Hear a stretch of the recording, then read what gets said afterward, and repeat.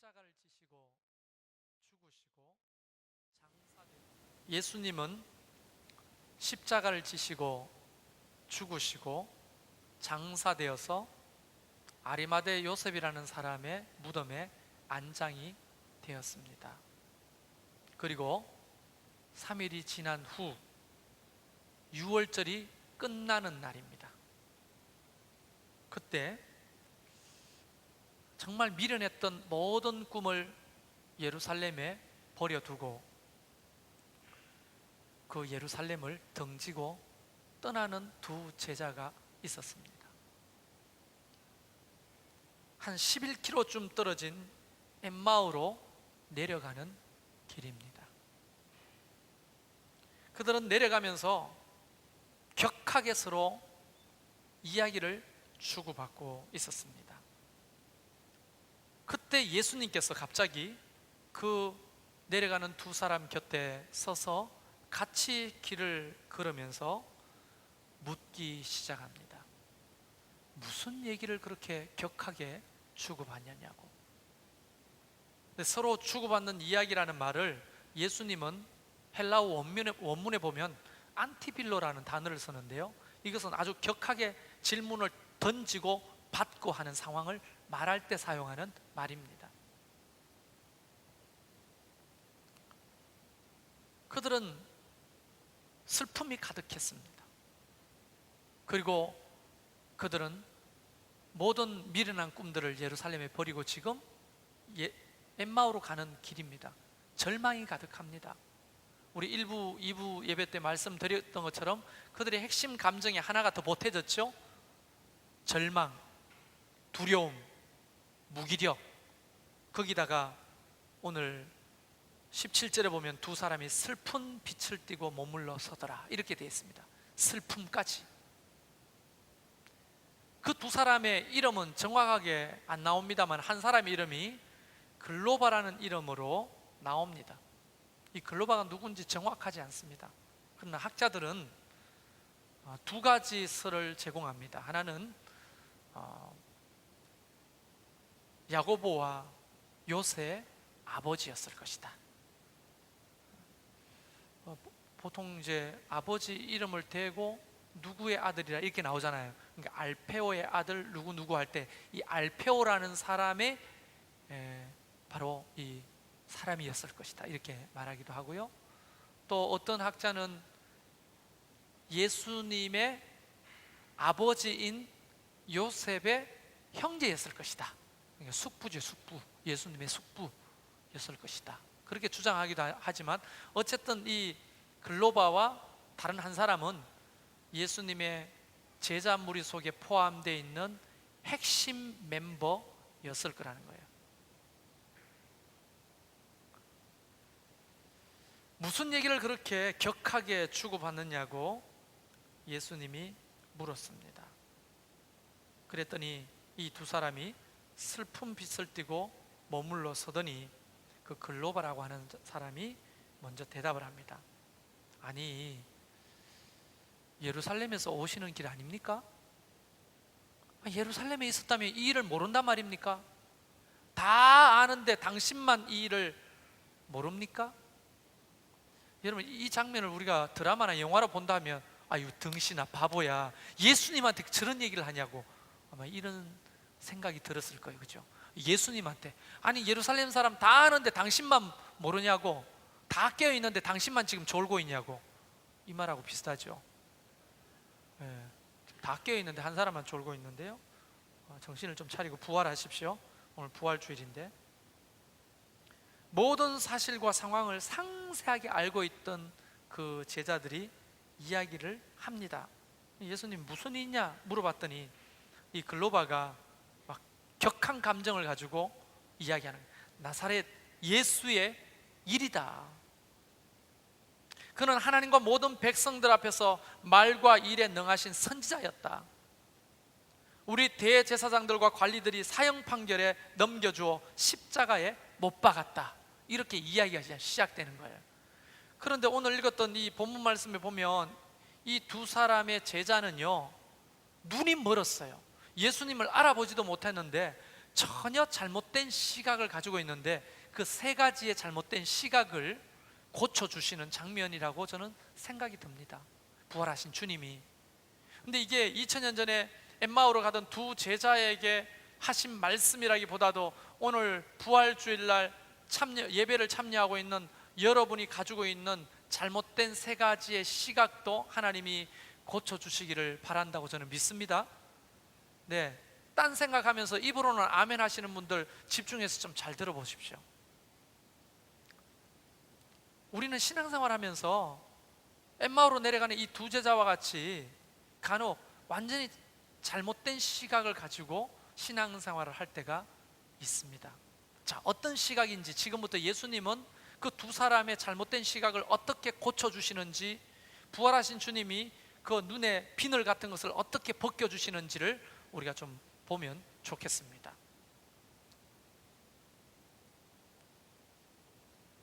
첫 번째, 보십시오. 그들은요, 영적인 차원에서 이 사건을 바라보지 않고 있습니다.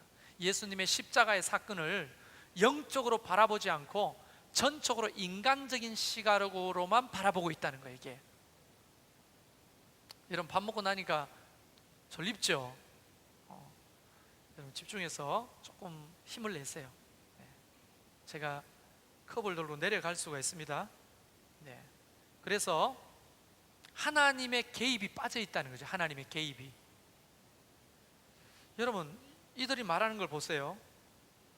무슨 일이냐라고 물었더니, 아니, 우리 제사장하고 관리들이 사형 판결에 그 나사렛 예수를 넘겨줘가지고 십자가에 못 박혔다, 이걸 몰랐냐, 이렇게 이야기하는 거예요. 여러분, 사도행전 2장에 보면 22절부터 23절까지 그가 하나님께서 정하신 뜻과 미리 아신 대로 내어준 바 되었거늘, 이렇게 표현하고 있거든요. 사도행전 3장 18절에는 하나님이 모든 선지자의 입을 통하여 자기의 그리스도께서 고난 받으실 일을 미리 알게 하신 것을 이와 같이 이루셨느니라. 사도행전 4장 27절과 28절에는 과연 헤롯과 본디오 빌라도는 이방인과 이스라엘 백성과 합세하여 하나님께서 기름 부으신 거룩한 종 예수를 거스러 하나님의 권능과 뜻대로 이루려고 예정하신 그것을 행하려고 이 성에 모여게 하셨다, 이렇게 되어 있거든요. 이 사도행전의 기사는 뭘 지금 얘기하고 있냐면, 예수님이 제사장과 관리들에 의해서 그냥 내어준 바 되고 그것 때문에 십자가에 못 박혀 죽었다고 이렇게 예수님에게 전달하는 이 두 제자의 내용과는 완전히 다른 시각이잖아요. 예수님은 구약 때부터 이미 그리스도께서 고난을 받으시고 십자가에 죽으실 것이 예언되어 있고, 그 예언을 성취하기 위해서 하나님께서 누구를 동원하십니까? 제사장도 동원하고 빌라도도 동원하고 관리들도 동원해서 그 예정하신 거룩하신 뜻을 하나님께서 이루는 것인데, 여기 이 두 제자들은 그런 영적인 시각이 하나도 없어요. 그저 세상적인 관점으로 제사장하고 관리들이 내줘가지고 십자가에 못 박혀 죽었다고, 이 이야기밖에 안 하는 거예요. 하나님의 시각으로 우리 삶 가운데 일어나는 사건, 사고, 또 내 삶을 들여다볼 필요가 있는 거죠. 여러분, 그런 상황들이 만약 우리 삶에 여러 가지 상황이 있잖아요. 힘들고 어려운 상황이 우리를 지배하도록 내버려 두면 안 되는 거예요. 만약에 우리 시각이 이 두 제자와 같이 하나님의 시각으로 보지 못하고 하나님의 계획과 예정으로 보지 못하고 그냥 인간적으로만 우리 삶에 일어나는 일들을 보기 시작하면 절망이죠. 그건 절망 외에 다른 것을 말할 수가 없는, 그건 슬픔 그 자체죠. 그게 희망이나 또 내지는 소망이 없는 겁니다. 예수님은 그런 시각으로 완전히 눈이 먼 그 두 제자들에게 예수님이 말씀을 하시는 거예요. 뭐라고요? 25절 26절 보면 이르시되 미련하고 선지자들이 말한 모든 것을 마음에 더디 있는 자여, 그리스도가 이런 고난을 받고 자기 영광에 들어가야 할 것이 아니냐 하시면서 27절에 모세와 모든 선지자의 글로 시작하여 모든 성경에 쓴 바 자기에 관한 것을 자세히 설명해 주셨다고 기록하고 있습니다. 여러분, 이게 뭐예요? 성경에 예수님께서 예언되어 있고 오실 메시아로 예언되어 있고 그분이 오셔가지고 고난을 받으시고 죽으시고 다시 부활하신 것이 구약 성경에 정말 빼곡하게 예언되어 있는데, 그걸 알면서도 믿지 못하는, 그저 세상적으로 그 사건만을 해석하고 있는 이 글로바와 또 다른 제자의 눈에 비늘을 지금 말씀을 통해 벗겨주시는 거예요. 여러분, 저는 믿는 게 하나 있어요. 그게 뭐냐면 하나님의 주권적 감독 없이는 일어날 수 있는 일이 하나도 없습니다. 만약 우리가 이해할 수 없는 세월호 참사라 할지라도 하나님은 그것을 인간의 죄악으로 인해서 그렇게 무참히 많은 영혼들이 죽었지만 그것을 허용하시는 거예요. 허용. 왜 살리지 하나님이 허용하시느냐? 그런 신정론의 문제이기 때문에 지금 여기서 가타부타 말할 수 있는 가벼운 문제가 아닙니다. 그러나 우리의 사람이 죽고 사는 모든 문제가 사실은 하나님의 모든 주권 안에 있는 거예요. 다만 우리가 이해할 수 없는 안 좋은 일들이 세상에 일어나는 것은 우리 인간에게 허락하신 자유의지를 마음껏 사용할 수 있도록 허용하시는 하나님의 은총 때문에 일어나는 일이기도 하죠. 그렇다면 여러분의 삶 가운데 일어나는 일들을 한번 생각해 보시겠어요? 그것을 인간적으로만 자꾸 해석하게 되면 거기에 무슨 소망이 있습니까? 그곳에 무슨 희망이 있어요? 그곳에 무슨 미래가 있습니까? 그러나 오늘 하나님께서 이 두 제자가 가지고 있는 잘못된 시각을 하나님의 말씀으로 교정해 주시면서 어떻게 봅니까? 이 십자가 사건을 하나님의 주권적 구속사의 관점으로 볼 수 있는 눈을 열어주셨다는 거예요. 여러분, 하나님은 모든 것을 합력하여 선을 이루신다는 거 여러분 믿으십니까? 그게 여러분의 삶 가운데 일어나는 모든 일들에 대해서도 마찬가지라는 거예요. 할렐루야. 그게 부활신앙의 굉장히 중요한 관점입니다. 그 십자가의 사건을 하나님의 관점으로 보는 거예요. 여러분의 삶 속에 일어나는 수많은 말할 수 없는 해석이 되지 않는 많은 일들도 이 십자가의 사건을 하나님의 눈으로 보듯이 볼 수 있어야 된다는 거예요. 하나님은 절대 실패하지 않습니다. 반드시 하나님의 뜻을 이루고야 마십니다. 모든 것들을 합력해서 여러분의 삶 가운데 일어나는 수만 가지의 일들도 마찬가지입니다. 그걸 세상적인 관점으로만 해석하고 아이고 내 팔자야 그렇게 한탄하고 절망하고 포기할 일이 아니고 하나님의 어떤 그 주권적인 섭리와 역사의 관점으로 보게 되면 우리에게는 소망이 생기는 거예요. 뭔가 이 일을 통해서 나에게 주실 지혜가 있고 이 일을 통해서 내가 배울 것이 있고 이 일을 통해서 내가 성장하게 되고 이 일을 통해서 믿음의 사람이 되어가게 하시는 하나님의 그 놀라운 섭리와 뜻이 언제나 그 속에 숨겨져 있는데 그걸 눈이 가리면 보지를 못하는 거예요. 비등한 예로 제가 대학 떨어졌다고 누누이 말했죠. 대학 떨어지는 것은 저뿐 아니라 모두에게 좋은 일은 아닙니다. 슬픈 일이죠. 아픈 일이죠. 그러나 그때 당시에 감사하게도 제가 고3 때 내 인생의 믿음으로 치면 가장 순수하고 가장 좋았을 때였었던 것 같아요. 믿음이.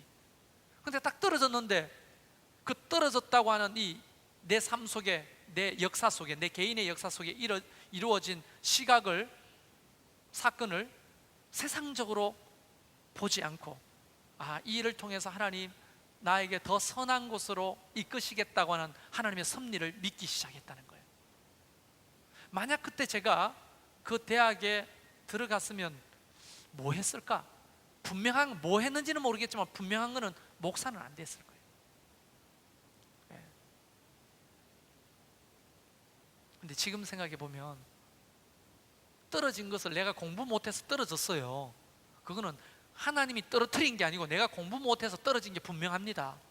그러나 그것을 선용하시고 섭리하셔서 나를 더 멋진 곳으로 이끄시는 하나님을 내가 이제는 고백할 수 있게 되는 거죠. 그런데 지나고 나서야 고백하는 게 아니라 그런 사건이 우리 삶 속에 벌어졌을 때 세상적인 시각으로만 자꾸 보려고 하지 말고 이 글로바와 제자처럼 하나님의 그 주권적 역사의 관점으로 십자가 사건을 보라는 거 아닙니까? 예수님은 지금. 그래서 성경, 모세의 성경 율법서죠, 그리고 선지자 예언서를 다 동원해서 하나님의 말씀에 봐라, 그리스도가 이 땅에 와서 고난받고 죽을 것이 예언되어 있지 않느냐, 너는 그런 말씀을 믿지 않고 자꾸 세상적으로만 십자가 사건을 생각하느냐, 지금 이런 말씀 아닙니까? 그걸 우리의 삶 속에 동일하게 적용해 보라는 겁니다. 청년들은 직장 문제가 잘 풀리지 않아요? 결혼 문제가 잘 풀리지 않습니까? 학업 문제가 잘 안 돼요? 연애가 뜻대로 잘 안 됩니까? 우리 장년들은 하는 사업이나 직장, 자녀의 문제, 부부관계가 잘 풀리지 않습니까? 비록 우리가 연약하고 힘들어서 어떻게 할 수 없는 상황이 된다 할지라도 우리가 조금 객관적인 시각을 가지고 이 힘들고 어려운 고통 속에서도 하나님이 나에게 하시려고 하는 일이 분명히 있을 거라고 믿는 믿음이 저와 여러분에게 생기기를 주의 이름으로 축원합니다. 그럼 완전 다른 삶을 살지 않겠어요? 교회가 우리가 뭐 넘어가 버렸다, 그럼 그걸 어떻게 해석할 겁니까? 물론 우리가 부족하고 지식이 없어가지고 또 뭐 돈이 없어가지고 이 땅을 못 샀지만, 그러나 이런 결과를 앞에 놓고 절망할 것이 아니고 이 사건을 통해 하나님이 우리에게 행하실 일들을 다시 한 번 더 기대하는 거예요. 하나님의 주권적 관점으로 이 현실을 우리가 직시하고 보는 거예요. 그게 부활신앙을 가진 사람들의 태도와 시각이라는 거예요.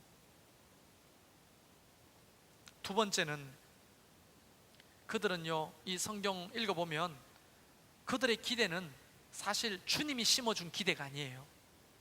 전적으로 자기들이 기대하고 자기들이 계획한 기대인 겁니다. 이걸 다시 말하면 그들의 기대는 자신들의 계획에서 나온 것이었다는 거예요. 21절 보세요. 예수님에게 두 제자는 이렇게 말합니다. 우리는 이 사람이 이스라엘을 속량할 자라고 바랐노라. 이뿐 아니라 이 일이 일어난 지가 사흘째요. 이렇게 기록되어 있죠. 여기서 이스라엘을 속량할 자라고 바랐노라, 이 말 속에는 엄청난 많은 이야기들이 숨어져 있어요. 뭐 이런 거죠. 다윗의 전성기를 다시 되찾고 유대인이 다스리는 제국을 건설하는 꿈을 꾸게 되는 거예요. 다시 말하면 어떤 겁니까? 경제적으로, 정치적으로 이분이 우리를 정말 새롭게 세워줄 거라고 하는 기대를 자기들 스스로가 가지게 된 거예요. 자기들 스스로가. 언제 주님이 3년 동안 이 땅에 계시면서 많은 사람들에게 야 아들아 눈 떠봐라, 내 말을 잘 들으라, 내가 이 땅에 왜 왔는 줄 아냐? 보다시피 알다시피 경험했다시피 내가 보통 능력 있냐? 내 물 위로 걷는 거 이야기 들었냐 못 들었냐? 죽은 사람 살렸다는 얘기는 들어봤어?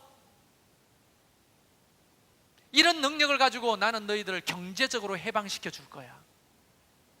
나는 이런 능력으로 로마의 황제와 그런 로마의 하수인들을 내가 다 멸할 거야. 너희를 지긋지긋하게 골탕 먹이고 힘들게 했던 저 바지 왕들, 헤롯 대왕의 저 후손들 내가 다 척결할 거야. 민중의 이름으로 나를 따르라. 그러면 멀지 않는 훗날에 유대인의 왕국을 강건하게 세워서 너희를 정치적인 속박으로부터 해방시켜 줄 것이고 배고픔으로부터 해방시켜 줄 것이다. 와! 하면서 예수 예수 하면서 생긴 꿈이 아니었어요. 예수님은 한 번도 그런 얘기를 하지 않았는데 예수님 따라다니면서 슬금슬금 그 마음에 욕망이 생기는 거예요. 말도 안 했는데 자기들이 계획을 만들어, 자기들이 꿈을 만들어. 그래서 예수님이 입성하실 때도 막 말도 안 했는데 뭐라고? 예수님이 죽으러 가신다고 몇 번이나 했는데 귀를 닫고 듣지는 않고, 야, 저분이 이제 예루살렘으로 올라가시면 드디어 우리가 꿈꾸던 그날이 왔구나. 그러면서 어머니까지 대동해가지고 예수님 앞에 치맛바람 흔들면서 와가지고 내 아들 한 명은 우의정, 한 명은 좌의정 해주세요. 그렇게 청탁을 할 정도였으니까. 여러분, 사람들은 자신의 계획에 집착하는 것 같아요. 자신이 만들어 놓은 그 계획에 너무 집착하다가 도리어 하나님의 원대한 계획을 볼 수가 없게 되는 거예요.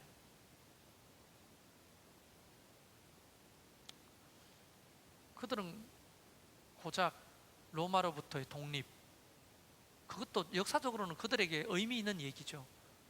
정치적인 독립, 그리고 경제적인 가난으로부터 해방. 이게 바로 그들이 집착하고 있던 비전과 꿈이었어요. 여러분, 하나님의 계획은 뭡니까? 인간의 더 본질적인 죄의 문제를 해결해 주시는 하나님의 우주적인 계획, 그리고 또 더 많은 사람, 유대인들뿐 아니라 오고 오는 후손들까지 그들을 죄와 사망에서 해방시켜서 하나님의 자녀 삼으시려고 하는 이 역사적인 계획, 경제적인 부여보다도 하나님과 올바른 관계 회복을 위한 하나님의 그런 사랑의 계획. 여러분, 마태복음 4장 4절 기억하잖아요. 사람이 떡으로만 살 것 아니요 하나님의 나오는 말씀으로 살 것이다. 사람이 돈으로 언제나 행복을 얻을 수 있는 게 아니잖아요. 그러면 돈으로 행복할 수 있다면 전 세계 상위 10%만 행복하게요? 아니잖아요. 더 인간의 본질적이고 근본적인 문제를 해결하는 거예요. 유대인들뿐 아니라 전 세계 사람들, 그때 당시에 전 세계 사람뿐 아니라 미래에 오고 오는 수많은 인류들, 후손들까지 하나님은 모든 문제를 단번에 해결하시려고 하는 우주적인 계획이 있잖아요, 하나님은. 그런데 글로바와 이 제자는 자기가 만들어 놓은 그 계획에 집착하는 거예요.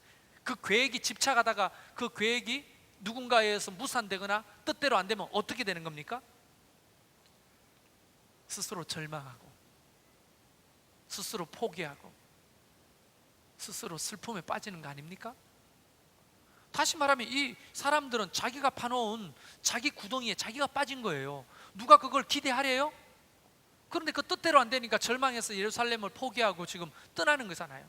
두 사람이 내려가면서 엠마오로 내려가면서 격하게 지금 회의하는 거 아닙니까? 도대체 이게 어떻게 된 거냐고, 우리는 어떻게 해야 되냐고, 우리 사기당한 거냐고. 지금 만약에 여러분의 삶의 계획을 만들지 말라는 것이 아니고 우리가 만들어 놓은 그 계획에 너무 집착하다가 그것이 무산되거나 누군가에 의해서 그 꿈이 좌절될 때 하나님의 시각과 하나님의 계획을 우리가 바라보지 못하면 그 절망에서 헤어나올 길이 잘 없는 거예요. 그러니까 그들이 만든 계획에 너무 몰두했던 그들의 시각을 벗겨주시면서 하나님의 원대한 계획을 바라보라고 하는 거예요. 이것이 우리에게도 있지 않습니까? 우리에게도.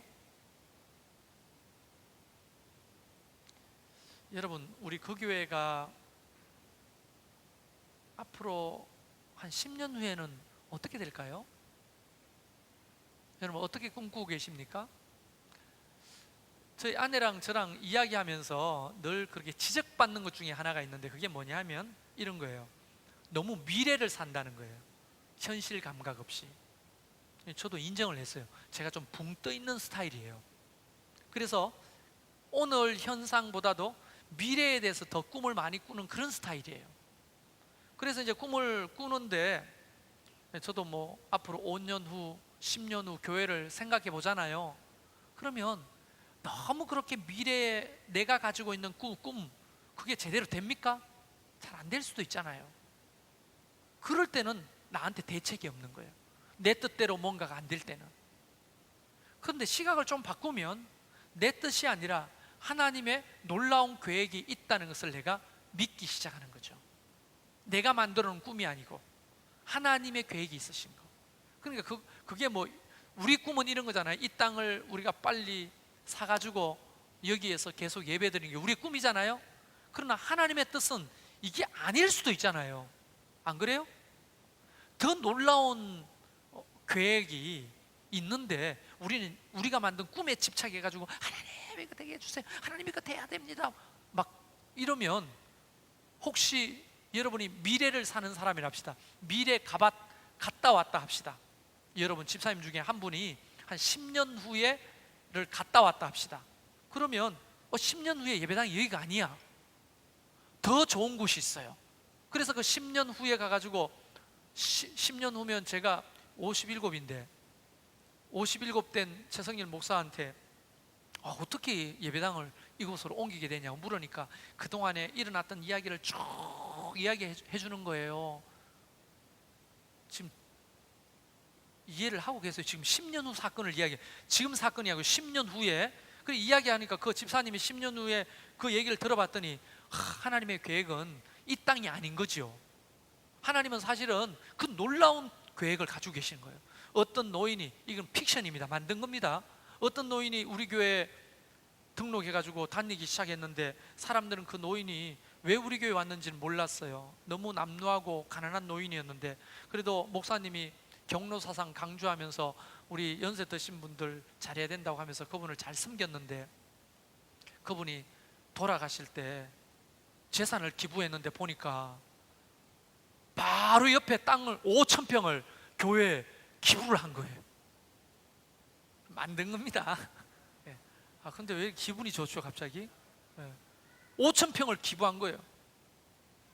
그런데 땅만 있는 게 아니라 뭐 부동산이 이쪽 저쪽에 있는데 그런 것들을 팔아가지고 유소에다가 교회 짓고 아이들을 위한 유치원 짓고 사회복지시설 짓고 이런 걸 하라고 수백억을 기부를 한 거예요. 그래가지고 여기를 포기하고 그 5,000평에다가 이런 멋진 학교도 세우고 복지센터도 세우고 한 거 아닙니까? 그리고 잠이 깼는데 이게 꿈이야. 그런데 확신이 드는 거예요. 그렇게 될 거라고. 그런데 정말 그런 게 사실이라면 우리가 그 미래를 모르니까 지금 여기서 우리는 그게 하나님의 계획이 안 보이니까 이 땅 하나님이 이 땅을 내다, 물론 우리는 연약하기 때문에 그렇게 기도해야 되지만 하나님의 원대한 뜻과 계획이 있을 수도 있잖아요. 왜 이렇게 슬프죠 갑자기? 또 있을 수도 있어요 없어요? 있잖아요. 그 놈하고 헤어졌는데 더 멋진 놈이 나타날 수도 있잖아. 그 놈하고 결혼했으면 어쩔 뻔했나 깜짝 놀랄 그런 날이 많잖아요. 그럴 경우가 모르는 거예요. 그러니까 지금 이 제자들이 가지고 있던 아주 짧은 소견, 그리고 자기들이 만들어 놓은 그런 꿈에 몰입되어 있는 거예요. 집착해 있는 거예요. 그게 이루어지지 않으니까 절망하고 포기하고 있는 거예요. 우리는 어떻게 해야 되죠? 이 시각을 깨부수는 게 중요하죠. 내 삶 속에 내가 만든 계획이 무산된다 할지라도 하나님의 어떤 원대한 더 좋은 하나님의 뜻이 예비되어 있다는 것을 믿는 믿음, 그게 중요하잖아요. 그러니까 이 글로바와 이 제자는 그저 정치적인 메시아, 경제적으로 배부르게 하는 메시아, 그 정도만 생각했지만 하나님의 뜻은 그것과 비교할 수 없는 원대한 비전과 꿈이 예비되어 있다는 것을 그들의 눈을 열어서 깨닫게 해주시는 거예요. 여러분, 부활신앙이라고 하는 것은 바로 이렇게 하나님의 원대한 계획이 내 삶 속에도 있다고 하는 것을 믿는 믿음이에요. 그게 내가 원하는 대로 된다 하지 않을지라도 주님은 모든 것을 합력하여 선을 이루시고 하나님의 뜻을 이루어 가시잖아요. 반드시. 여러분 믿으시죠? 그걸 우리가 믿는 믿음으로 사는 거죠. 아들 하나 키우면서 이 아들 좋은 대학에 보내가지고 출세시켜가지고 부모의 기쁨이 되게 하고 가문의 영광이 되게 해달라고 그렇게 하나님 앞에 애걸복걸하고 기도하고 섬겼는데, 가면 갈수록 공부에 재주가 없는 것이 확인되고 공부는 안 하고 노는데 정신이 팔려가지고 막 친구가 많아 막. 근데 이 아이가 결국은 대학을 못 갔어요. 부모는 그 바람에 몸져 눕고, 아이고 내 팔자야, 내 팔자야. 그런데 그 아이가 사람하고 인간관계를 너무 잘하더니만, 덜렁 백도 없는데 어디 직장에 들어가더니만, 그곳에서 인간관계를 잘 해가지고 능력을 인정받더니만, 갑자기 사업체를 하나 떡 떼내가지고 사업을 시작하더니만, 대학 간 동기들은 200만 원 잘 받아야 300만 원 월급 받는데 500만 원, 1000만 원 벌면서 가문을 경제적으로 막 세우기 시작하더니, 그때 부모가 깨닫는 거죠. 아, 이게 공부가 다가 아니구나 이게. 네? 여러분, 이런 일들이 우리의 삶 가운데 많이 있습니다. 네? 그래서 저도 믿고 있어요, 우리 아들을. 뭐 꼭 대학 가야 되나, 꼭 진접 고등학교 가야 되나. 갑자기 왜 그렇게 슬프죠? 이걸 극복해야 되거든요. 하나님의 원대한 계약을 믿는 거예요. 그런 시각을 여러분 자녀들에게, 여러분 자신에게, 여러분이 하는 사업과 또 우리 청년들은 구직, 구인, 그런 모든 삶의 영역에서 그런 하나님의 섭리를 믿는 믿음을 가지는 것이 부활신앙의 능력이라는 거예요. 마지막 세 번째는, 그들은요 근본적으로 부활에 대한 많은 정보들을 가지고 있어요, 지식적으로. 그런데 근본적으로 부활을 안 믿어. 여러분, 지금 이들이 이야기하는 걸 보세요. 예수님이 뭐 죽으셨다, 장사되는데 여자들이 가가지고 봤더니 천사를 만나는데 예수님이 살아났다 하더라. 몇몇 사람이 무덤에 달려가 봤더니 진짜 시신이었고 세마포만 있다 하더라. 이게 어찌 된 영문인지 모르겠다. 여러분, 예수님이 부활하신 사건을 다 듣고 모든 정보와 지식을 가지고 있으나 실제로 부활을 믿고 있어요, 안 믿고 있어요? 안 믿고 있는 거예요. 여러분, 어릴 적부터 뭐 아브라함, 다윗부터 시작해 요셉 이야기부터 얼마나 많은 성경의 이야기를 듣고 자랐습니까? 매주마다 성경을 듣고 있는데 실제로 예수님이 부활하셔서 나와 동행하고 있다는 이 부활신앙이 없어. 그러니까 신천지에 빠지는 거 아닙니까? 몸이 안 죽고 영혼이 산다고 하니까.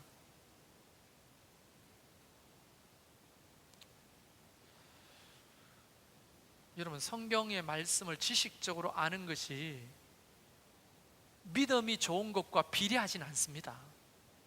그러나 성경을 많이 아는 것이 중요합니다. 그러나 그 많이 아는 것이 내 삶 속에 믿어지는 게 중요한 거예요.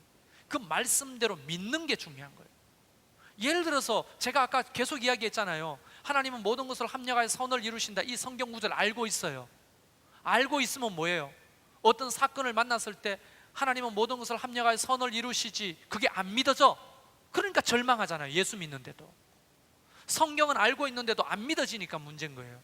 예수님의 부활 사건에 대한 많은 정보를 가지고 있으나 실제로는 인정하지 않는 거예요, 이게 제자들이. 증거가 뭔지 아세요? 이 사람들이 부활을 안 믿는 증거가, 진짜 믿었다면 예루살렘을 떠날 이유가 없죠. 예수님이 그 예루살렘 바로 성 밖에서 무덤이 있었고 부활하셨다는데 예수님 어디 가시겠어요? 예루살렘에 계시지. 그러면 예루살렘에서 예수님을 기다려야 되잖아요. 그런데 이들은 그걸 믿지 않았기 때문에 예루살렘에 떠나는 겁니다. 그리고 예수님의 십자가가 끝이 아니고 구약 성경의 예언의 성취라는 것을 믿었다면 그것을 그렇게 절망하지는 않겠죠. 슬퍼하지는 않겠죠. 그러니까 이런 슬픔과 절망 속에 있었다는 이유는 이런 사건을 알면서도 믿지 아니했다는 증거이기도 하다는 거예요. 여러분, 알고 있는 성경의 지식들, 정보들 그대로 믿기로 결정하십시오. 여러분, 말씀은 히브리서 4장 보면 말씀은 살았다고 되어 있습니다. 말씀은 살아 있습니다. 운동력이 있고 좌우의 날선 어떤 검보다 예리하여서 사람의 심령 골수를 쪼개고 남음이 있다고 했어요. 하나님의 말씀은 사람 모든 선한 일을 행할 만한 능력을 주신다고 했어요. 하나님의 말씀은 사람이 구원받을 능력을 얻도록 해주신다고 했어요. 이런 말씀들을 내가 믿기로 결정하는 게 중요합니다. 이 로고스의 말씀이 삶 속에 믿어지고 행하여지면 레마의 말씀이 되는 거예요. 그러니까 이 글로바와 제자는 로고스의 말씀만 가지고 있는 거예요. 머릿속에 정보로서, 지식으로서만. 그게 삶 속의 말씀이 삶으로 드러나는 레마의 말씀이 아닌 거죠. 그러니까 부활에 대한 정보를 듣고도 안 믿는 거예요. 수많은 설교를 듣고 성경 공부를 해도 안 믿는 거예요.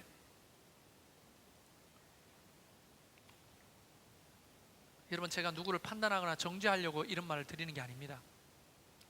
교회를 떠나는 사람들의 특징들이 있어요. 교회를 떠나는 사람들은 1단계, 2단계 생명의 삶 대부분 한 사람들입니다. 그런데 그들에게 하나님의 말씀을 전한 거죠. 그 전하면 여러 가지 교회를 향한 교회론도 이야기하고, 우리가 여기서 뭐 상처 받아도 내 자신을 지켜야 될 것도 가르치고 이야기하고, 그걸 통해 하나님 우리를 성장시키고 예수를 닮게 하신 하나님 놀라운 계획이라고도 말하기도 하고, 그런데 말 한마디 상처 때문에 떠나고, 하나님이 세우신 그 지도자를 믿지 못해서 떠나고, 여러 가지 이유들로 떠나고, 그럼 그때 들었던 그 말씀은 도대체 지식으로만 남는 거예요.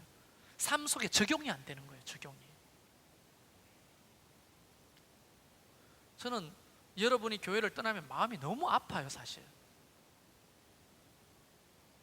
헌금이 줄기 때문에 마음 아픈 줄 아십니까? 우리 교인 숫자가 줄기 때문에 마음 아픈 게 아니에요. 그런 사람들의 신앙생활은요, 여기서 매듭 짚지 않으면 똑같아요. 쓰레기차 피하면 똥차 만납니다. 또 상처받을 일이 생기고 또 어려워져요. 그럴 때마다 교회를 옮기면, 몸된 교회를 어떻게, 아니 예를 들어서 우리가 심장이 이 집에 있다가 저 집에 갔다 가면 그게 살아요? 여러분의 손가락이라면 이 손가락이 붙었다가 저 사람 손가락이 붙었다가 하면 사냐고요. 한 군데 가만히 붙어서 회복돼야 되는 거죠. 예를 들어 손가락이 잘렸잖아요. 그러면 붙여놓고 가만히 있어야 이게 붙잖아요. 회복이 되잖아요. 기능을 할 수 있게 되잖아요. 여러분, 제가 섭섭한 말을 할 때도 있습니다. 예를 들어서 우리 주방팀 언제 꽃놀이 한번 갑시다. 내가 오늘 그런 생각이 들더라고요. 우리 주방팀 너무 봉사를 많이 하는데, 근데 내가 만약에 반찬이 왜 이렇게 싱거워요? 좀 소금 좀 아끼지 말고 착착 치세요. 내가 막 이러면 어떤 분이, 우리 중에는 그런 사람이 없으면, 목사님이 싱겁다고 했다고 어디가 막 하면서, 내가 이딴 데서 내가 왜 음식을 하냐. 아니 150명은 다 맛있다고 하는데 목사가 한 명 싱겁다고 하는데 그것 때문에 교회 떠나요. 이게 말이 되냐고. 오늘 음식은 안 싱거웠어요. 딱 맞았어요. 네. 근데 왜 계란에 소금을 안 줘요? 또 계란 넣은 사람 소금 안 넣었다고 실족에 교회를 떠나는 거예요. 여러분, 이런 식으로 신앙생활을 하면 여러분이 너무 안타까운 신앙을 하는 거예요. 무슨 말씀이 이해갑니까? 그러니까 하나님의 말씀이 어떤 교회든지, 하늘 아래 교회는요 완전한 교회가 없어요. 목사가 완전한 목사가 있습니까? 없습니다.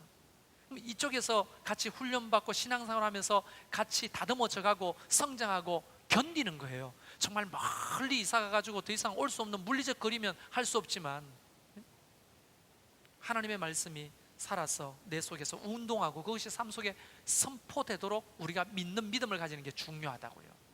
그게 부활신앙을 가진 사람의 시각이라고요. 그게. 결론적으로 여러분 보세요. 이런 눈이 밝아졌어요. 그들을 가리고 있던 세 가지의 그런 오해들이 벗어졌어요. 오늘 본문 말씀 보면 31절에 그들의 눈이 밝아져 그인 줄 알아보더니 이제야 예수 그리스도가 부활하신 것을 깨닫고 알게 되었습니다. 그런데 아이러니하게도 예수는 그들에게 보이지 아니하시는지라. 여러분, 이거를 멋진 말로 만들어 봤어요. 이거예요. 시력을 뛰어넘는 통찰이 생기면 시력으로 보이지 않아도 괜찮은 거예요. 우리는 시력으로 보여야만 믿잖아요.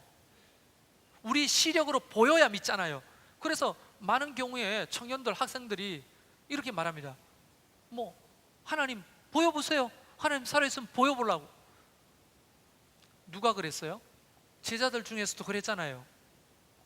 도마가 그랬잖아요. 도마, 의심 많은 도마가 나는 못 믿겠다고, 눈으로 봐야 믿겠다고. 근데 예수님이 갑자기 뻥 나타나더니만 못자국을 보여주면서 그토록 보고 싶으냐 한번 봐라, 손가락이라도 한번 여볼래? 아이고 아니요. 보지 않고 믿는 게 복되다. 다시 말하면 시각을 극복하는 영적인 통찰력이 열리면 예수님이 안 보여도 괜찮아요. 이게 부모와 자식 간에도 똑같은 적용이 있거든요. 부모와 자식 간에 건강한 이런 그 관계가 잘 이렇게 형성되어 있는 자녀들은요, 부모가 눈에 안 보여도 자기 일을 친구들하고 뛰어놀고 하는 거 잘 보여요. 잘 놀아요. 예를 들어서 부모가 안 보여도 밖에서 모래놀이도 하고 친구들과 뛰어노는 게 쉬워요. 그런데 부모님한테서 안 떨어지려고 하는 분리불안이 있는 사람들은 뭐예요? 눈으로 부모를 봐야 안정감을 누리는 거예요. 굉장히 낮은 자존감 때문에 그런 거죠. 제대로 건강한 애착이 형성이 안 된 거죠. 여러분, 신앙이라고 하는 것은 하나님과 애착이 잘 되는 상태를 말하는 거예요. 믿음으로. 그렇게 되면 주님이 안 보여도 그 사실, 하나님의 원대한 계획이 믿어져요. 나를 위한 섭리가 믿어져요. 하나님이 내 눈앞에 안 나타나도 그 통찰력을 가지고 주님이 나와 함께 하시는 게 믿어지는 거예요. 그러니까 여기 오늘 31절에 눈이 밝아졌는데 도리어 예수님은 사라져 안 보였다는 거예요. 희한하잖아요. 눈이 밝아지면 예수님이 우리 눈앞에 나타날 필요가 없어요. 영안으로 보이기 때문에. 이게 부활신앙의 능력이라는 거예요. 자꾸만 증명해보라고 하는 사람들 있다면 부활신앙을 가지십시오. 주님은 지금도 살아계십니다. 부활하셔서 세상 끝날까지 우리와 함께 하신다고 약속하셨어요. 우리가 어떤 상태와 상황에 있다 할지라도 그분이 나와 동행한다는 사실이 느껴지고 믿어져야 하는 거죠. 눈이 열리면 그게 보이는 거예요. 자, 이런 부활신앙을 가진 사람들, 세상을 어떻게 할까요? 세상을 이기는 겁니다. 그래서 사도행전에 보면 세상을 어지럽히는 자들, 세상이 그를 이기지 못하는 자들, 그렇게 이야기하는 거예요. 그리스도인을. 로마가 아무리 강력해도 기독교를 말살할 수가 없었잖아요. 예루살렘을 초토화시키고 돌 위에 돌 하나 남지 않도록 해도 이 믿음은 계속 창궐해서 이 먼 땅 한반도에 저와 여러분에까지 복음이 전해졌고 우리가 예배하는 자가 됐잖아요. 부활이라고 하는 것은 능력을 의미하는 거예요. 세상을 이기는 능력. 이 부활주의를 맞이해서 저와 여러분이 눈의 끝풀이 벗겨져서 이 제자들처럼 예수님을 영적으로 바라보는 은혜가 있기를 바랍니다. 여러분의 그런 시각을 가지고 여러분의 삶을 바라보시고, 여러분의 삶 속에 일어난 사건을 바라보시고, 여러분의 목장을 바라보시고, 또 이 교회를 바라보시고, 이 나라 이 민족을 바라보시고, 남북한의 이 역사적인 분단의 아픔도 그런 관점으로 바라보시고, 그게 바로 그리스도인의 부활의 시각이라는 사실을 기억하시기를 주의 이름으로 축원합니다. 우리 이 시간 잠깐 기도하겠습니다.